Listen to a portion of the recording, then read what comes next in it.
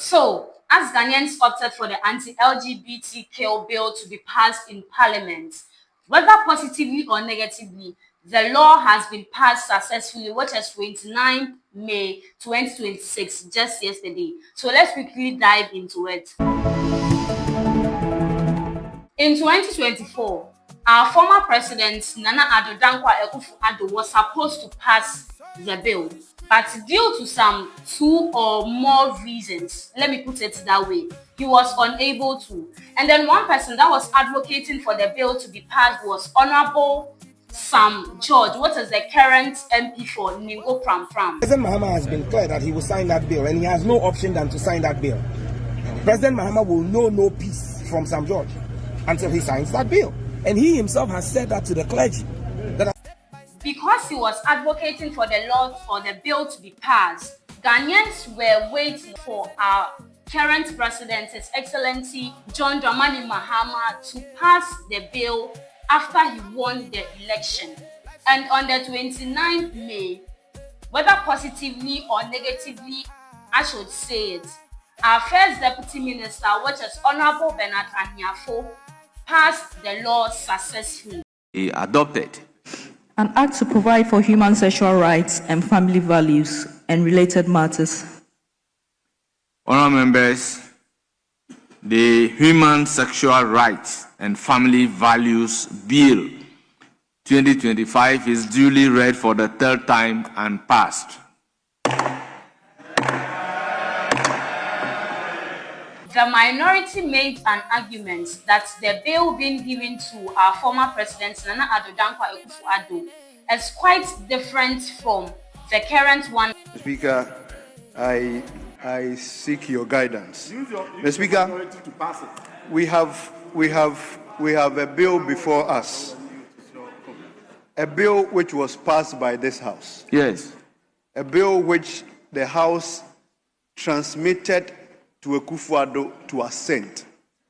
The bill ends or dies with the 8th Parliament. The reintroduction of the bill now sees 31 different amendments, which suggests that the bill we wanted the Akufo-Addo to sign is not the same bill today we are discussing to pass. Now, Mr. Speaker, hold on. Mr. Speaker, clause 9.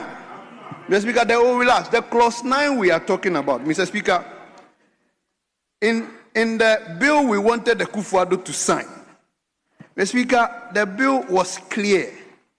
It has some provisions. I said the 9.2. A person shall not promote or support an act prohibited under this act. B. Engage in, participate in, promote or support an act aimed at changing public opinion towards an act prohibited under this act, or offer premises or any other movable or immovable asset to provide any form of assistance for purposes of promoting an act prohibited under this act.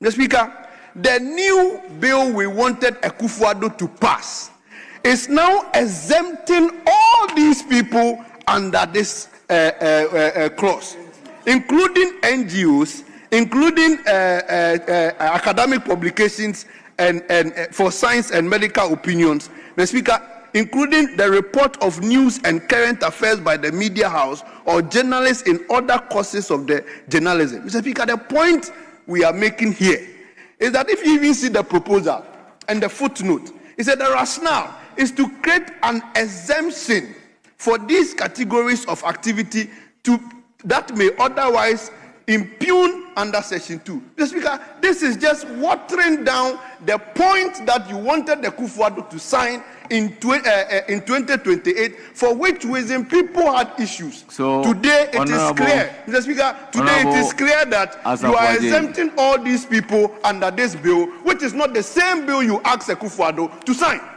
Mr. Speaker, about 5 different pointers in this bill, which is different from the bill you wanted the Akufo-Addo to sign. Mr. Speaker, The House has the majority. We will pass it anyways. No, we will pass it. No, hold on. We will pass it anyways. But what I'm proposing, what I'm submitting here is that the bill we are now going to pass is not the same as the one you want Akufo-Addo to pass. So let's have a look at some of the amendments being made. So the first one, in the old bill, we have directly or indirectly promoting, facilitating, counseling, procuring or supporting LGBTQ activities. And then the sanction was imprisonment for 3 months. But in the current amendment that we have, it has been completely removed. Failure to report LGBTQ activities. And then the sanction is fines up to 1,000 penalty points. In the current status or in the current amendment that we have, it has been changed. In the old bill, persons accused of engaging in LGBTQ activities were not allowed access to health care. But in the new bill, it has been completely removed. In our old bill, psychiatric evaluating for people who identify as intersex or people who question their gender. And then in our current bill, it has also been removed completely. Media houses and organizations subtly or openly promoting LGBT activities. The sanction for it was 3 months to 5 years imprisonment. But in our current bill, it has also been removed completely. In our old bill, people who dress in manner that depicts them as people of the opposite gender, our sanction was up to 7 years in prison. But in our current or our new bill, it has been amended to exclude people who are able to prove their dressings as not intended for LGBTQ activities. A quick reminder, this bill will not be effective since our president hasn't signed. That is for my fellow Ghanaians.